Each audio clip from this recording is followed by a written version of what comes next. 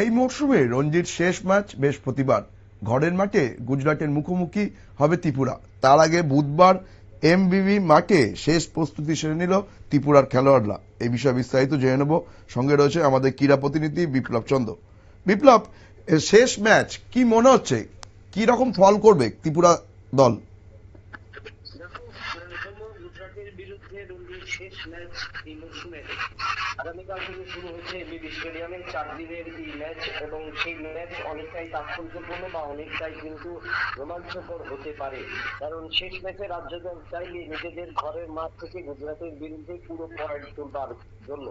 কারণ এর আগে গত ম্যাচে অর্থাৎ ষষ্ঠ ম্যাচে উত্তরাখণ্ডের বিরুদ্ধে রাজ্য দলের কাছে একটা সুযোগ ছিল, কিন্তু সেখানে রাজ্য দলের বোলিং দক্ষতা এতটাই প্রতিফলিত হয়েছে বা পরিবর্তিত হয়েছে, যেখানে কিন্তু রাজ্য দল আউটসাইডে সেখানে বেড়ে গেছে, এবং সেই হেরে যাবার কারণে রাজ্য দলের প্রত্যাশা ছিল যে 3 পয়েন্ট অর্জন করবে, সেখানে কিন্তু পয়েন্ট হাতছাড়া হয়েছে।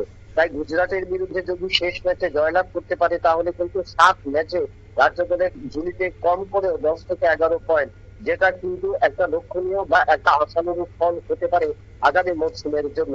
অর্থাৎ এই মরশুমের প্রথম 6টি ম্যাচ অনুষ্ঠিত হয়েছে, সেই 6টি ম্যাচে রাজ্য দল কিন্তু মাত্র 2টি ম্যাচে ড্র করেছে এবং 1টি ম্যাচে লিগ পয়েন্ট দিয়েছে, এবং তার কারণে কিন্তু রাজ্য দল 6 ম্যাচ শেষে রাজ্য দলের ঝুলিতে রয়েছে 6 পয়েন্ট, এবং তার কারণে এই সপ্তম ম্যাচ অর্থাৎ শেষ ম্যাচ অনেকটাই তাৎপর্যপূর্ণ। এবং সেই ক্ষেত্রে মণিশঙ্কর মোরা সিং এর নেতৃত্বে এবছর রাজ্য দল যে পারফরমেন্স করেছে বা গত ম্যাচে যে রঞ্জিত মণিশঙ্কর মোরা সিং এর যেটা 100তম ম্যাচ ছিল, সেই ম্যাচে যেভাবে নিজেদের তুলে ধরেছে, সেই জায়গায় দাঁড়িয়ে ব্যাটসম্যানরা এবং বোলার এবং অলরাউন্ডাররা কতটা ঘুরে দাঁড়াতে পারে গুজরাটের বিরুদ্ধে, সেটা কিন্তু বড় চ্যালেঞ্জ।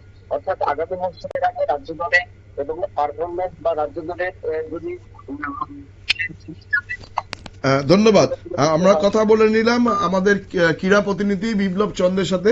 তিনি জানালেন যে শেষ ম্যাচ যথেষ্টই রোমাঞ্চকর হতে চলেছে এবং ভালো খেলার জন্য প্রস্তুত রয়েছে ত্রিপুরার খেলোয়াড়রা। নজর রাখবো পরবর্তী সংবাদের দিকে, তার আগে নিয়ে নেব ছোট্ট বিজ্ঞাপন বিরতি।